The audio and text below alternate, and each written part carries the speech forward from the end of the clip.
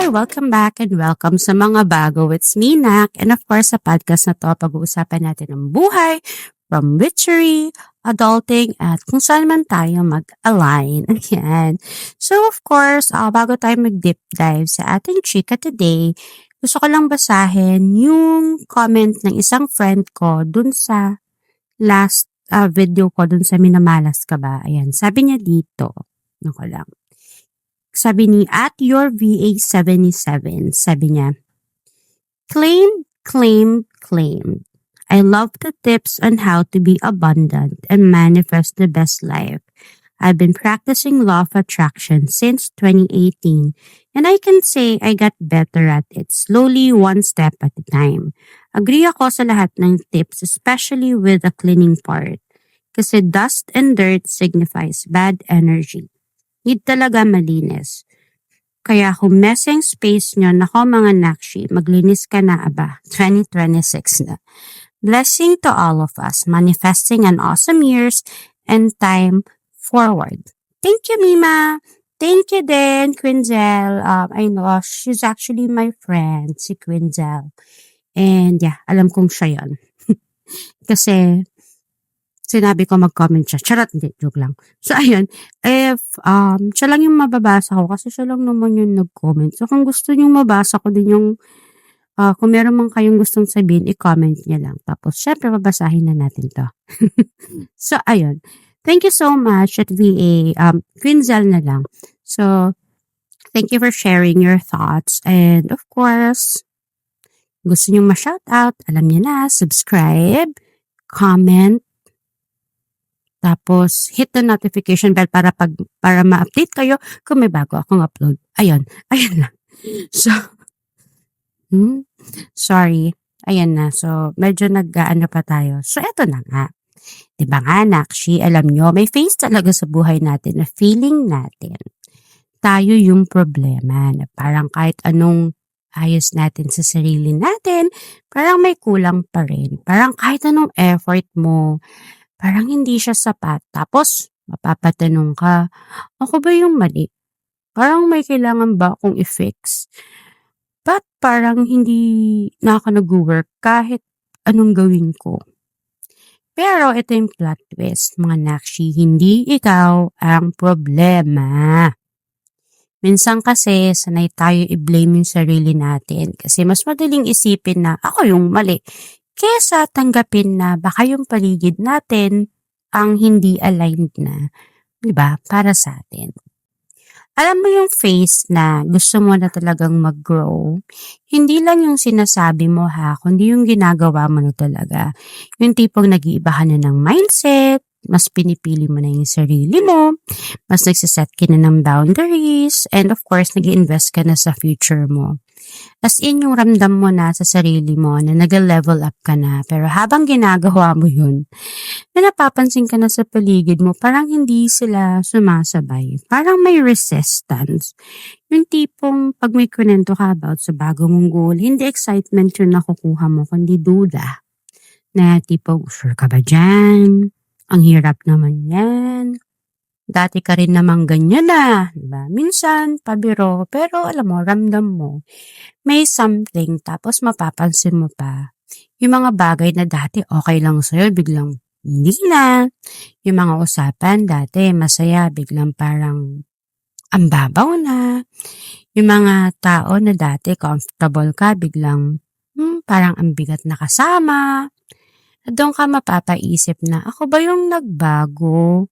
O sila yung hindi. Kasi habang ikaw gusto mong umangat, gusto mong mag-heal, gusto mong maging better, parang sila gusto ka nilang manatili sa version mo na kaya nilang sabayan.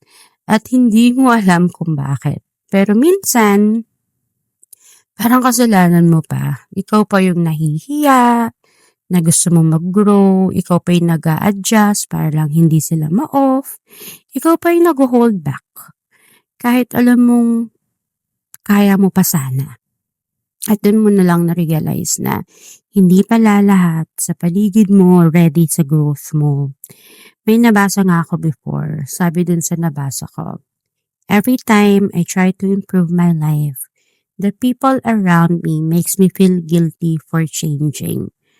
Diyos ko, sobrang tumama yun sa akin. Kasi totoo eh. Hindi ka nila hinihila pababa dahil galit sila sa'yo. Minsan kasi, pinahihila ka nila pababa kasi naiiwan sila. At masakit yun tanggapin. Pero mas masakit kung pipiliin mong wag mag-grow, di ba? Para lang hindi sila maiwan.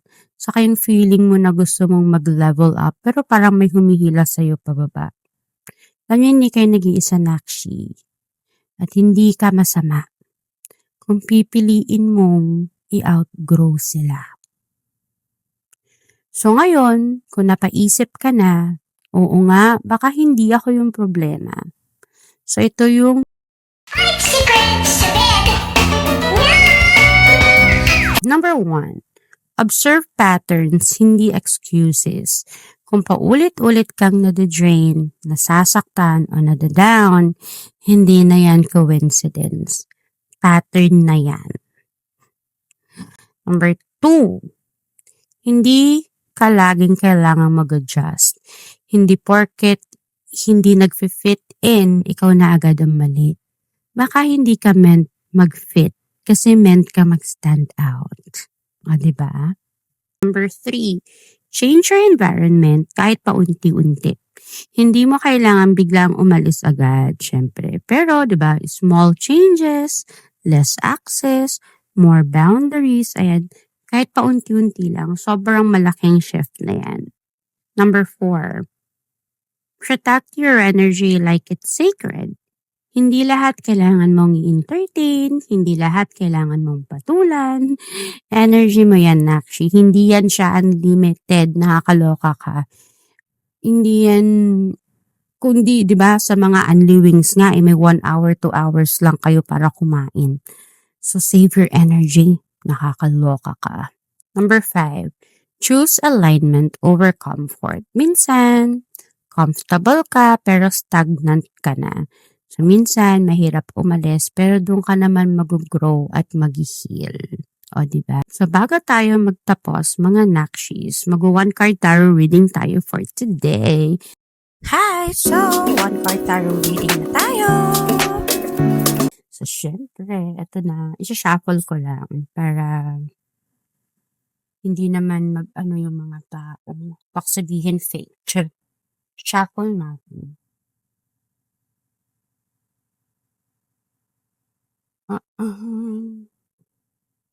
Sorry masikip kasi yung space ko. Hindi ko pa naayos. Hindi ko pa alam kung paano ba ayusin tong space na to. So, meron tayo dito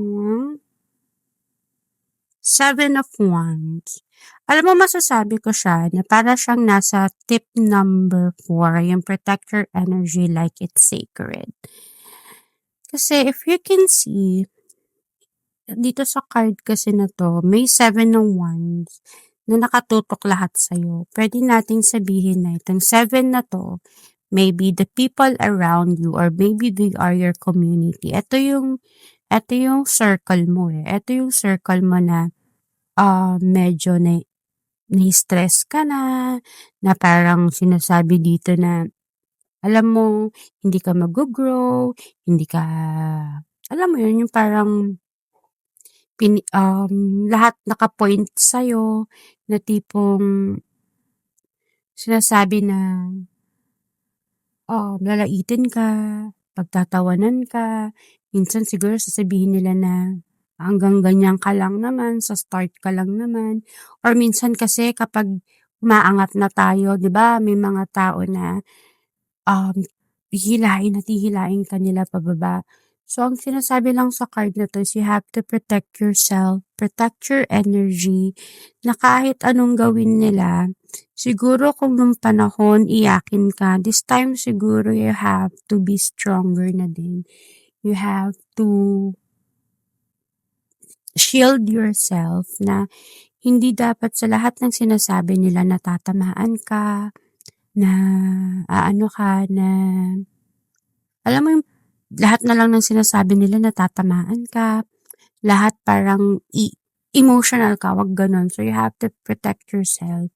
And of course, since parang nagme-meditate din siya dito, feel, nag-aano ka na kasi, you're going into a new version of yourself na rin habang nag-grow ka kasi, 'di ba? Mas nagiging aligned ka, mas nagiging grounded ka, mas nagiging ikaw, mas nagiging authentic ka, 'di ba? So you have to protect that kasi may mga tao talaga na if you're doing things good to yourself, meron at meron talagang mga demonyo na hihilat talaga sa'yo. Minsan hindi siya comfortable na sa'yo, pero hindi kasi siya ano pero minsan uncomfortable siya kasi hindi na kasya sa dati mong environment, yung bagong version mo. Kaya kung parang pakiramdam mo out of place ka na, hindi ka nawawala, nag-e-evolve ka lang. Kaya kung may isa kang dapat tandaan today, Nakshi, hindi ka mali, nag-iiba ka lang talaga ng frequency. So, kung pakiramdam mo, ikaw ang problema, tanungin mo muna yung sarili mo, ikaw ba talaga o yung environment mo? Kasi Mima, minsan hindi ikaw ang mali, nasa maling paligid ka lang. And of course, ang plot twist, hindi ikaw ang problema. Tandaan, hindi to ulam, chika lang. Bye!